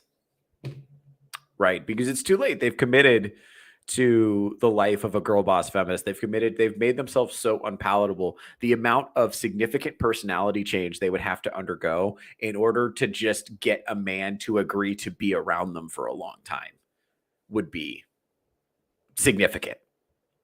But they got to intellectualize it because it's not, because if you admit to being jealous of another woman, then you're not a girl's girl, and that's not feminist. But at the end of the day, that's all I see here is just they're having a big negative emotional reaction, and then they have to dress it up through the lens of like feminism or like leftist politics or, you know, whatever, because they've dedicated so much of their life to you know, being a miserable cow that they don't know any other way to be anymore. Killer Caves Cast, bingo. You guessed correct. Your prize, Theo, is a lifetime supply of cats. Oh shit. Yeah, it is gonna be it'd be like that. It'd be like that. Yeah. I got one more video I want to react to. This is gonna be actually we're gonna let's see. Actually, yeah, I want to do uh let's see. This is a fun one. This is not related. That's probably enough on Taylor Swift. There's more. Jesus Christ, there's more Taylor Swift videos, but it's all like it's the same shit. It's just they're so long too. All right, I'll do one more Taylor Swift video. This is not. I don't find this entertaining. This is just another one. Video about the song Wish List and how it kind of seemed like nuclear family propaganda. I'm gonna be that friend that's too woke again for a second, except this time. Go ahead, sweetheart. So I made a video about the song Wish List and how it kind of seemed like nuclear family propaganda to me. Okay, now what is nuclear family propaganda? Because if you're saying that a nuclear family is a good thing, then that's just true. And if you're saying most people would be happier if they got married, formed families, and had children, that's true. So what is nuclear family propaganda? What does that mean in this context? Go ahead. And then I saw a lot of people saying that the song Opalite was giving that Taylor Swift was really jealous and insecure about the fact that her boyfriend had previously only dated black women. And I like some of Taylor's songs, but I'm not a Taylor fan, so I don't really know Travis Kelce's lore like that.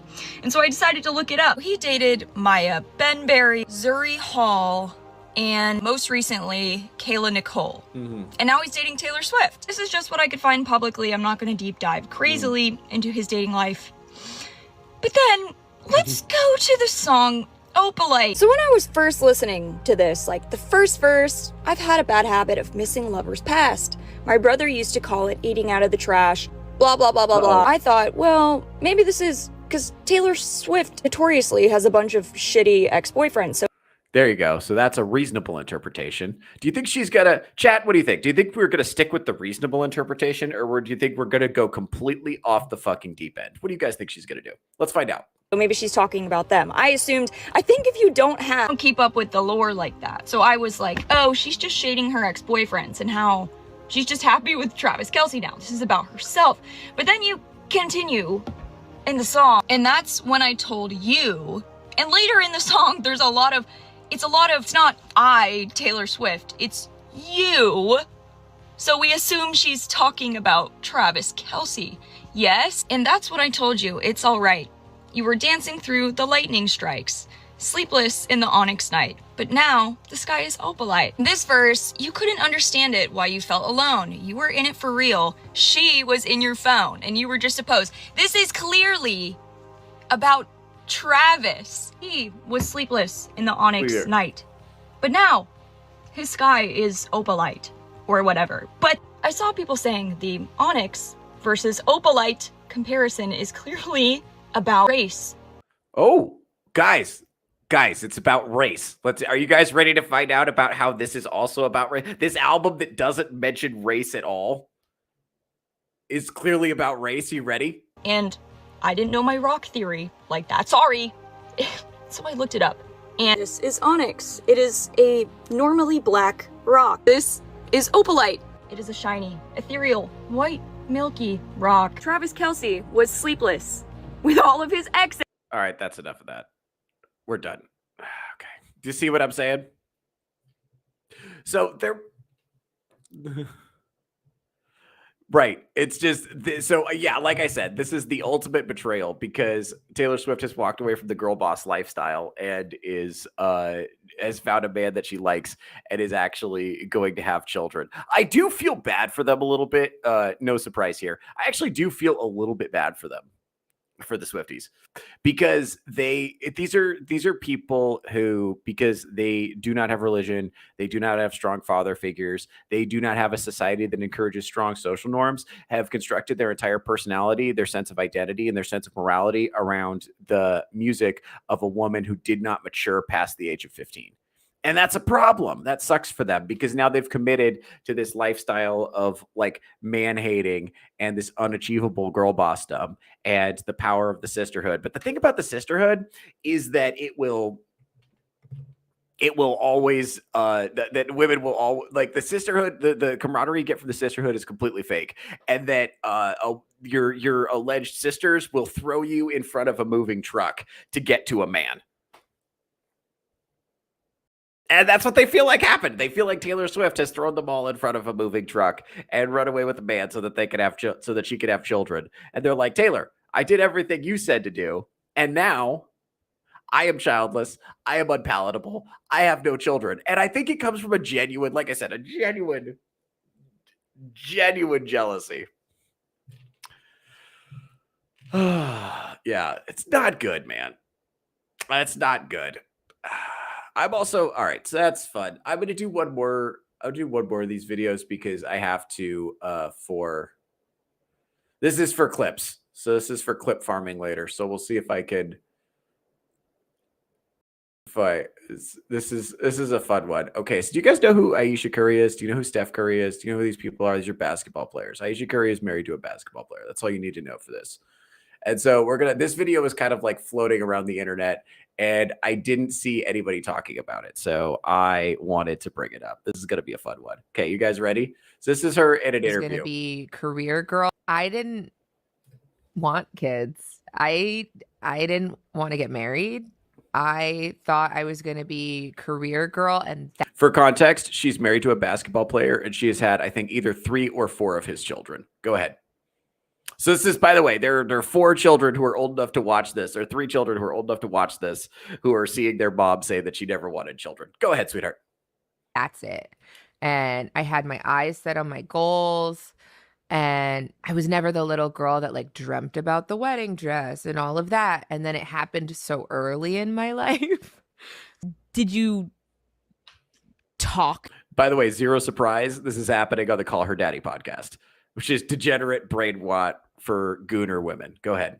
To Steph about it? He tries to resonate with me. By the way, she brings this up to her husband. She's like, oh man, isn't it crazy how I regret having your children? And he, to his credit, tries to see where she's coming from. Good job, Steph. That's a good husband. But he just can't. And he also comes from a place of like, it's effing stupid. Like, it's not true. So why? And I'm like, but wait, like, listen to how it makes me feel. And he's like, but why does it make you feel like that? It's not real. After we got married, we found out we were pregnant with our daughters so quickly. I didn't even have time to think about what I wanted anymore. It's so interesting. I spent my entire life like trying to work towards something, and then it kind of just disappeared, and I didn't think twice about it.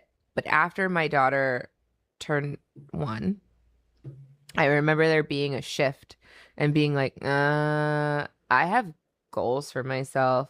Like, this doesn't feel right. I love being a mom, but I love doing other things too.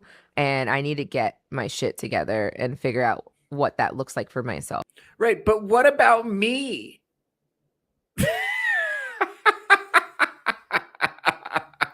Bear in mind, her husband makes like $40 million a year. For context. Killer Games Cast, I hope she's got a great prenup. Yeah, me too. God, R.I.P. Pour one out for the homie. Jesus Christ. Now, if I have a career and I'm not home, like did you experience that? I still experience that. I still experience that. I'm always in therapy talking there it is. About this. I'm always in therapy, which that means I am always thinking first and foremost about myself. I am obsessed with myself. I am always thinking about my own feelings. I'm always thinking about me. Horrible quality in a human being. Not fixable. Not fixable. Remember that. Not fixable. If you see this, the point of illustrating this, the point of pointing this out, it is not to shit on Ayesha Curry, not to shit on Steph Curry. You guys can do whatever you want. That's awesome. But this is not the first time she has publicly come out and said some shit like this. She is always talking about how unsatisfied she is in her marriage and how much she wishes, how crazy it is that women are hitting on her NBA player husband, and how much she wishes she was the one getting constantly hit on, and how much she wants to be the center of attention. That's not fixable, and that's not going to go away. Just because someone agrees to marry you doesn't mean their instinct to be constantly the center of attention is going to get tamped down. This is like, You lose all of those things that were interesting about you, even for yourself, like even the things that made me feel confident. me, I, yourself, myself, me. Go ahead. And cool. Then what are you doing? What are you doing, Aisha Curry? What are you doing? Why are you on this podcast? And why are you saying this? Can you imagine? Can you imagine? Imagine that's your wife talking about how much she's like, oh man, God, doesn't it suck that I had children and got married because now I can't make my life 100% about me. Me. Good Lord, can you imagine being married to someone like that? Imagine your job is professional basketball. Super interesting. Pays a ton of money, have so many opportunities before you, and you get home and your wife is like, yeah, but don't you want to hear about me? Me. That's not fixable. That shit will not go away. Like, marriage doesn't fix that. Remember this. Like, don't marry people like this. I don't care how this is. I know the pussy's cracked. I know it. It's good. I get that. But don't do it, bro. Don't fall for it. Like, there are a ton of people who are very selfless and who are genuinely interested in having families and who are not constantly doing navel gazing and who are not listening to the Call Her Daddy podcast. There's a lot of women out there like that.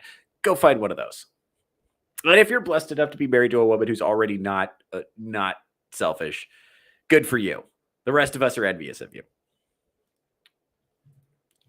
This is crazy. It's crazy to me. It's like, what's crazy is she's not famous outside of the context of her husband. Like, she's not she's the reason anybody knows who she is because of who she's married to. And she's still obsessed with making it about herself because at the end of the day, she wants to be the star of the show so badly. You know, she wants to be the center of attention, and she never is because her husband is so much more famous than her. What's crazy is, like, he doesn't seem to be a spotlight chaser. He just likes playing basketball, and they keep letting him do it. So he keeps doing it.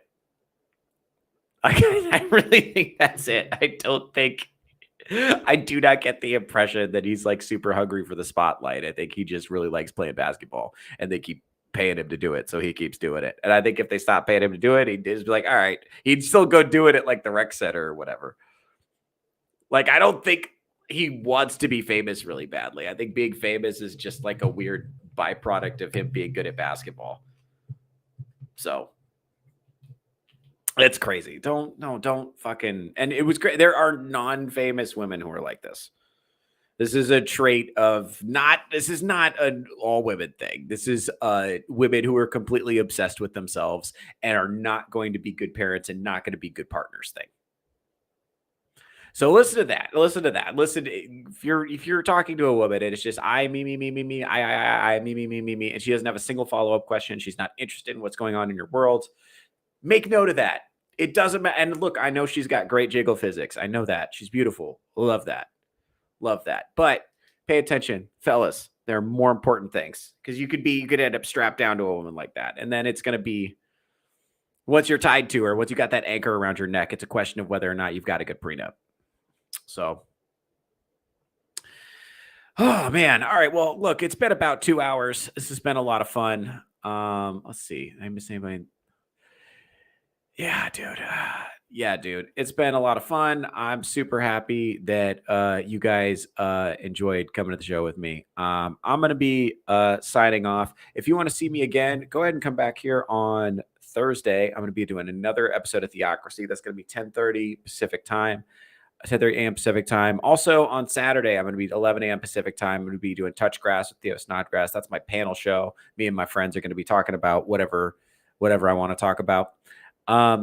Also, if you want to see me do live comedy, I've got some dates coming up. Go ahead and follow me on Instagram. Follow me on Twitter if you want to keep track of that. Follow me on YouTube because we got a bunch. I got so much footage right now that has not been processed yet. So we're going to be releasing a bunch of comedy videos and stuff like that. That's going to be coming out soon as we get them processed. It's just been, oh my God, it's just been a horrible summer for workflow and productivity. But don't worry, we've got the engine moving again. Things are coming out very soon. So if you're interested in that, make sure to follow me on YouTube. That's the best place to keep track of everything. Thank you so much for hanging out with me today.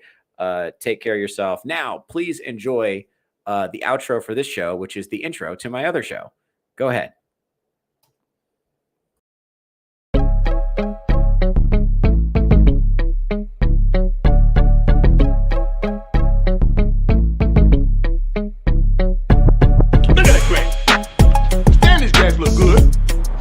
Grass look good.